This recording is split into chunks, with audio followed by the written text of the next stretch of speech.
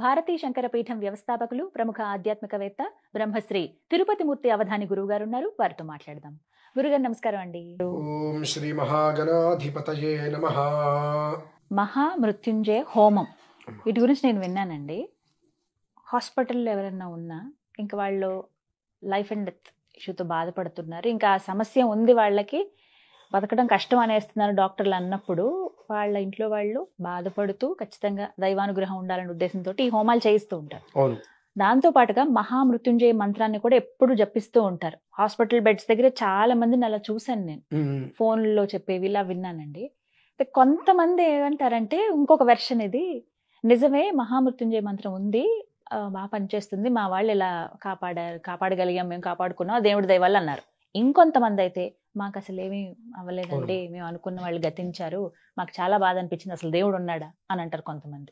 ఇలా ఈ వాదనల మధ్యలో అసలు ఏంటి మహామృత్యుంజయ మంత్రం అంటే ఏంటి, ఎందుకు పఠించాలి, ఎప్పుడు పఠించాలి? అసలు ఒక మాటగా చెప్పాలి అంటే అమ్మా, మృత్యుంజయ హోమము వలన మనిషి వెంటనే చనిపోతాడు చేస్తే. అవునా అండి? ఖచ్చితంగా.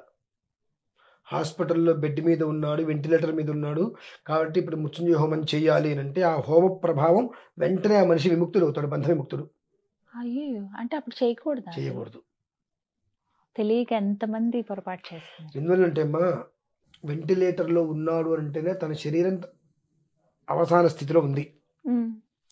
ఒక మృత్యుంజయ మంత్రము అనేటువంటిది ఒక్క మాటగా చెప్పాలి అంటే మృత సంజీవిని లాంటిది.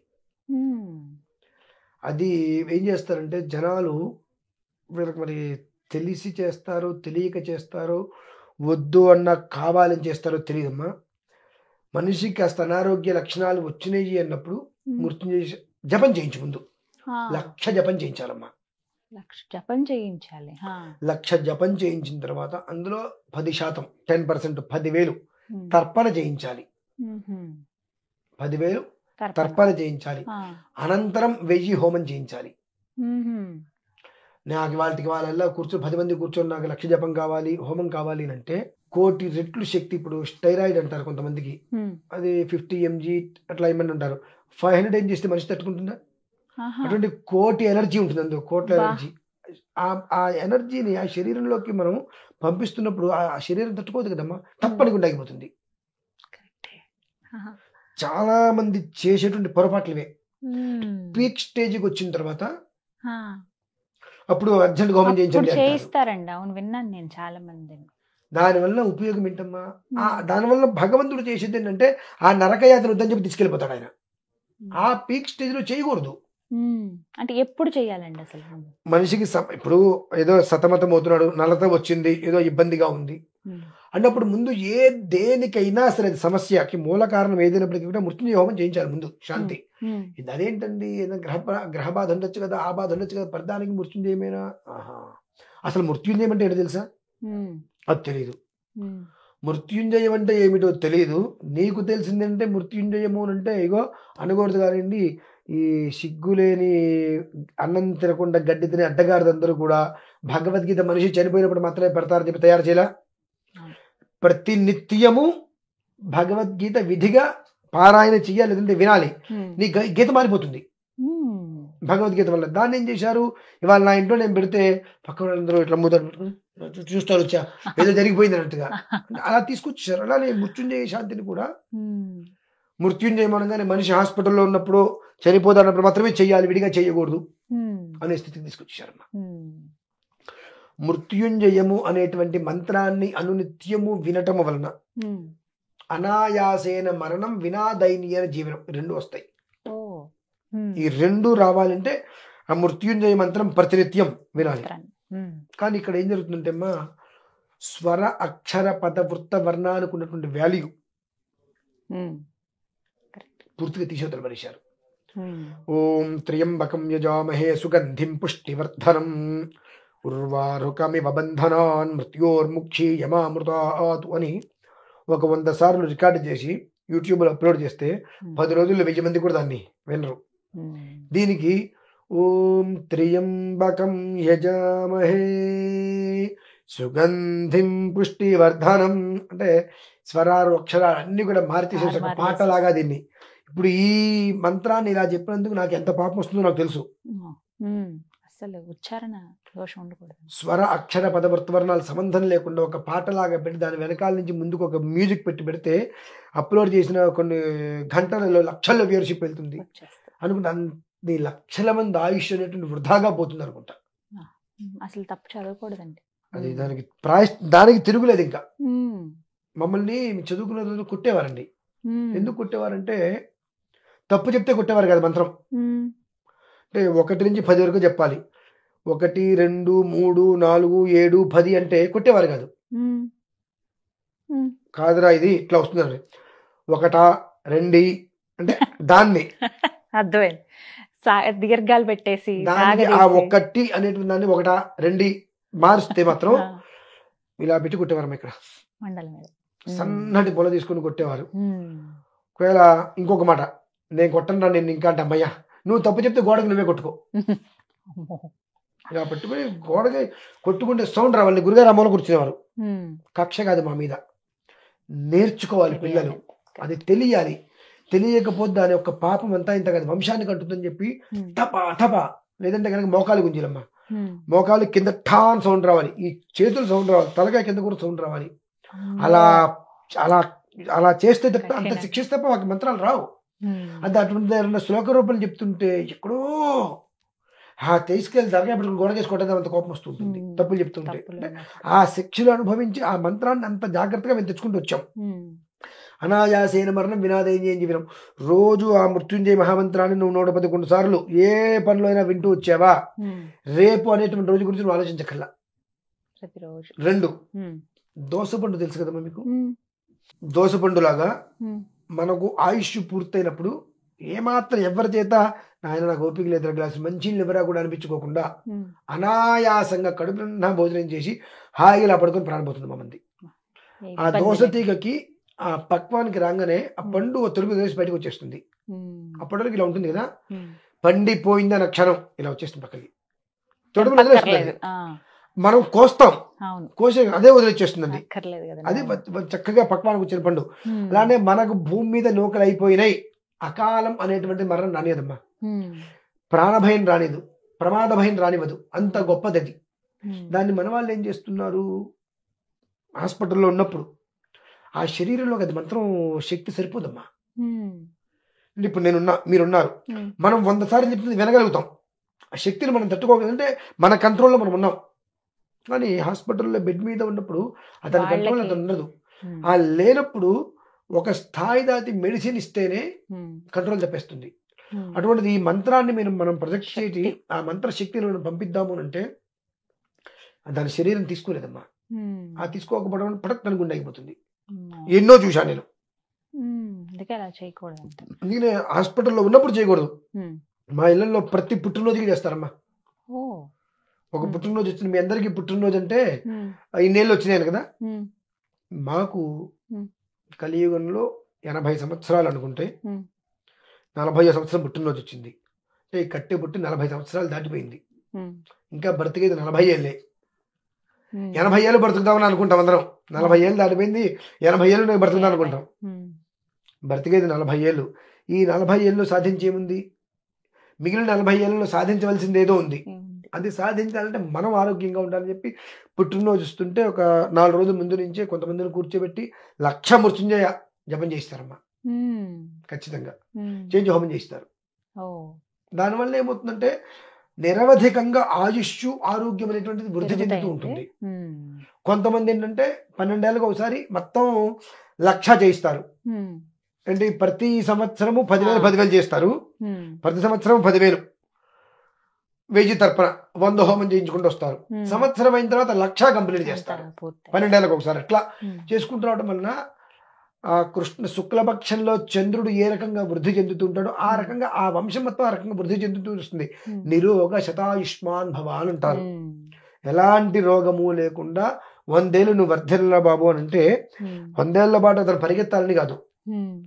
ఏ కారణం చేతనైనా నీకు ఆయుష్ ప్రమాణం పూర్తయి చనిపోయినప్పటికీ కూడా 10 మంది హృదయంలో నువ్వు చిరస్థాయిగా జీవించాలని చెప్పి అర్థం. దానికి ఆ ఒక్క యోగం ఆ మృత్యుంజయ మంత్రం వినడం వల్లే వస్తుందమ్మా. ఓ అయితే రోజు ఇది కొత్త విషయం అయితే తెలుసుకున్నాను నేను. కేవలం ఏదో ఆపద వచ్చిందనో ఏదో జరుగుతున్నప్పుడు కాకుండా ప్రతిరోజు మృత్యుంజయ మంత్రాన్ని చేయించుకో, వినాలి, వినాలి, కనీసం పఠించాలి. 2 దీనికి మృత్యుంజయ హోమానికి షట్కాల అర్చన అని ఉంటుందమ్మా. ఒక నెలకి 6 సార్లు చేస్తారు. ఒకనొక సమయంలో నిజం చెప్పాలంటే ప్రతిరోజు షట్కాల శివార్చన రావణాసురుడు మాత్రమే చేశాడు, ఎవరు చేయలేదు. ఈ షట్కాల మృత్యుంజయ ఆరాధన అనేటప్పటికీ ఒక నెలకి 6 సార్లు ఉంటుందమ్మా. నెలకి 6 సార్లు ఆ మృత్యుంజయ హోమం అనేటువంటి విధానానికి అనుసరించుకోగలిగితే బ్రతికుండంగా హాస్పిటల్ అడుగు పెట్టక్కర్లా. మన ఇంట్లో మనం చేయించుకోవాలంటే ప్రతిసారి బోల్డ్ ఖర్చు. మామూలుగా ఎంత ఖర్చు అవుతుందండి? దానికి మనం ఖర్చు నిర్ణయించలేమండి. అంతేనా? ఎందువల్లంటే ఇప్పుడు 1,00,000 జపం చేయించాలి. ఆ 1,00,000 జపం కావడానికి 10 రోజుల పాటు కూడా అందరినీ కూర్చోబెట్టి మళ్ళీ వాళ్ళు వేరే చోటికి వెళ్ళకూడదు. 10 రోజులు మనకే నిబద్ధుడైపోయి ఉండాలి. పూర్తిగా నిబద్ధుడైపోయి ఉండిపోవాలంటే అతని కుటుంబం, అతని విధానం ఏంటి, ఆ నెల మొత్తం అతని కుటుంబాన్ని మనం పోషించగలగాలి. అలా 11 మంది కుటుంబాన్ని మనం పోషించగలగాలి ఓ నెల రోజుల పాటు. మరి ఒక స్థాయి అవుతుంది. కనుక ఈ మృత్యుంజయ శాంతికి ఏం చెప్పారంటే షట్కాల శివార్చన లాగా షట్కాల మృత్యుంజయ ఆరాధనకి ప్రతి నెల 6 సార్లు ఉంటుంది. అది ఆ పూజా ద్రవ్యాలు అది ఎక్కడన్నా సామూహికంగా చేస్తున్నారు అనుకోండి, నా లెక్క కరెక్ట్ అయితే 2,000-2,500 అవుతుంది 6 సార్లకి. మన ఇంట్లో చేసుకుంటే ప్రతిసారికి చాలా ఖర్చు అవుతుంది. కానీ 6 సార్లు ఎక్కడన్నా సామూహికంగా జరుగుతుంది, ప్రతి నెల 6 సార్లు జరుగుతుంది అన్న చోట మనం వెళ్ళి మన విధానం చేసుకుంటే 1 సంవత్సరం పాటు మీరు నెరవేర్చుకున్నా నా అంచనా ప్రకారం 25,000 మించి దాటదు. 72 సార్లు నీ పేరు మీద అక్కడ మృత్యుంజయ శాంతి జరిగిందిగా. 72 అనేటువంటి మనకి భీమరథ శాంతి అని చెప్పి మనకి 72 వచ్చి 73 రంగానే చేస్తారమ్మా. ఈ శాంతి అనేటువంటి మూలంగా భగవంతుడు మనల్ని కాపాడుతూనే ఉంటాడు ప్రతిదీ. దానికి దశవారం పఠేద్యస్తు సద్య పాపై ప్రముచితే 10 వారాలు అంటే 70 రోజులు. ఇందాక ఒకటి చెప్పుకున్నాం నైమిత్తికంలో పూర్వాంగం ఉత్తరాంగం అని చెప్పి మొదటి రోజులు చివరి రోజు 72 రోజులు. ఈ 72 సార్లు ఇక్కడ ఆరాధన జరుగుతుంది సంవత్సరంలో. నెలకి 6 సార్లు అంటే సంవత్సరం 72 సార్లు ఆ మృత్యుంజయ ఆరాధన జరిగింది అంటే ఇక జీవితంలో నువ్వు చేర్చుకోవాల్సిన అవసరం లేదుగా. అంటే ఒక 25,000 రూపాయలు నీది కాదనుకుంటే నువ్వు సంవత్సరం పాటు నెలకి 6 సార్లు మృత్యుంజయ ఆరాధన జరిగిందిగా. ఇక నీ ఇంట్లో అపమృత్యు అనేటువంటిది ఎందుకు ఉంటుంది? భయం నాస్తి సర్వత్ర విజయప్రదం అంతేనమ్మా. అది మృత్యుంజయ శాంతి అంటే ఆ విధానాన్ని అనుసరించి ఉంటుంది. ఏదో హాస్పిటల్కి వెళ్ళంగానే హడావిడిగా కూర్చోబెట్టేస్తే ఏమాత్రం ఫలించదు. ఫలించకపోగా మళ్ళీ మా నెత్తి మీద మృత్యుంజయ హోమం చేయించాము, ఇంత ఖర్చు పెట్టాం, మాకు ఫలితం రాలేదు, కుదరలేదండి అనే మాట వస్తుంది. నానా యాగి చేస్తారమ్మా వాళ్ళు. దానికి మనం ఏం చేస్తాం? మనం చేయలేము. కాదమ్మా ఇప్పుడు కుదరదు అంటే లేదు గురుగారు మీరు చేయాల్సిందే. గట్టిగా కాదు అని అంటే ఏదైనా జరగడానికి జరిగితే మీ వల్లే జరిగింది, మీరు చేసి ఉంటే జరిగేది, వాళ్ళు బ్రతికేవాళ్ళు వీళ్ళు బ్రతికేవారు, మీరు చేశారు కాబట్టి పోయాడు ఆయన. రెండు మాకి అందరికీ తేలిగ్గా దొరికేది ఎవరంటే పురోహితుడు కదండి. అంటే తేలిగ్గా ట్రామాయణంగానే వస్తున్నానండి అని అంటే అందరికీ కూడా అందరి జీవితాలు బాగుండాలని చెప్పి సర్వకాల సర్వావస్థలు ఎందుకు కూడా పురజనుల హితాన్ని కోరేటుండాలి పురోహితుడు. అందరికి చులకడు కూడా మరి అతనే కదండి. కాబట్టి తప్పదు మాట్లాడాలి. దాని విధానాన్ని అనుసరిస్తే థ్రోట్ క్యాన్సర్ ఉన్న వాళ్ళు తగ్గించారమ్మా. 73 సంవత్సరాలు థ్రోట్ క్యాన్సర్. కొన్ని రోజులు ముందు నుంచి కూర్చొని ఇదే విధానాన్ని అనుసరించాం, క్లియర్ అయిపోయింది హాయిగా. అది పరమేశ్వరుడు అనుగ్రహం. వాళ్ళ అమ్మాయితో చెప్పాం, ఓకే మీరు ఒప్పుకుంటా. వాళ్ళ నాన్నగారికి పాయసం అంటే చాలా ఇష్టం, కానీ 73 ఉంది. గురుగారు ఇలా ఉంది, పర్లేదమ్మా నాకు ఒక 20 రోజుల ముందు టైం ఇవ్వండి, ఆ తర్వాత మీరు వ్యవహారం చేసుకుని అంటే 1,00,000 జపం చేయించిన తర్వాత మళ్ళీ 10,000 తర్పణ చేయించాలి. 10,000 తర్పణ చేయించిన తర్వాత హోమం చేయించాలి. దానికి నాకు కనీసంగా ఒక 20-21 రోజులు పడుతుంది. నేను 25-30 మందిని తీసుకొచ్చి చేయించడం. ఆ విధానాన్ని అనుసరించి చేసే వాళ్ళు లిమిట్గా కూర్చోబెట్టుకుంటాను. నేను 21 రోజు ఆపరేషన్ చేయించుకోమన్నా. 21 రోజు ఆపరేషన్ అయింది. ఆయన ఇంటికి వచ్చారు. ఒక 1 వీక్ 10 days తర్వాత కనీసం 4.5 సంవత్సరాలమ్మా రోజు పాయసం తిన్నాడు ఆయన. ఆవిడ ఎంత సార్లు చెప్పుకొని ఆనందపడిందంటే ఇవాళ మా నాన్నగారు పాయసం కడుపుంటుంది నా గురుగారు రెండోసారి అంటే మాకు ఇక్కడ ఎంత సంతోషంగా ఉందంటే మీరు ఎంత డబ్బు ఖర్చు పెట్టారు నాకు ఎంత ఇచ్చారని కాదు, ఆ మాట చెప్పుకుంటుంది చూసారా అండి, అది మాకు సంతోషంగా ఉంటుంది. అది చేసే విధానం ఉంటుందమ్మా. దానం ఇచ్చేటప్పుడు తల్లి ఇది ఈ విధానాన్ని అందరూ చేయరు. నాకు ప్రత్యక్షంగా జరిగింది మీకు చెప్తున్నాను.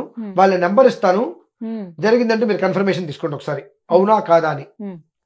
ఇదే మృత్యు శాంతి చేయించాల్సి వచ్చింది. హాస్పిటల్లో ఉన్నారు ఇక్కడ హైదరాబాద్లో. 70 కిలోలు బరువు ఉంటారు ఆవిడ. హాస్పిటల్లో కొన్ని రోజులు ఉన్నారు. స్కెల్టన్ లాగా మొత్తం 30 కిలోలు ఒక మూటలాగా అయిపోయింది ఆవిడ. కష్టం అంటే నేను మంగళవారం అమావాస్య వచ్చింది, ఆ రోజు నాడికి మొత్తం మొదలుపెట్టి పూర్తి చేసి దానం ఇవ్వాలమ్మా. నల్ల నువ్వులు, నువ్వుల నూనె, పత్తి, ఇనప బకెటు, నల్ల గొంగలి, బంగారం, సప్తగ్రామ్య ఔషధ సప్తారణ్య అంటే ఇట్లా కొన్ని విషయాలు తీసుకొని బూడిద గుమ్మడికాయ, పండు గుమ్మడికాయతో కలిపి 8 బంగారంతో కలిపి దానం ఇవ్వాలి. పెట్టమన్న సుమారుగా 22-23 గ్రాములు బంగారం పెట్టారు. దానం తీసుకోవడానికి ఎవరు రాలేదమ్మా. అంటే కర్మ లేకపోతే పుచ్చుకున్న వారు చచ్చిపోతారమ్మా. మృత్యుంజయ దానం అంటే మనం ఏదో ఇచ్చేసేస్తాం అనుకుంటాం. అది ఆ సమయం కనుక ఏమాత్రం తేడా కొన్నా పుచ్చుకున్నవాడు చచ్చిపోతారు. 2.5 లక్షల రూపాయలు ఆ దాన దక్షిణగా పెట్టాం.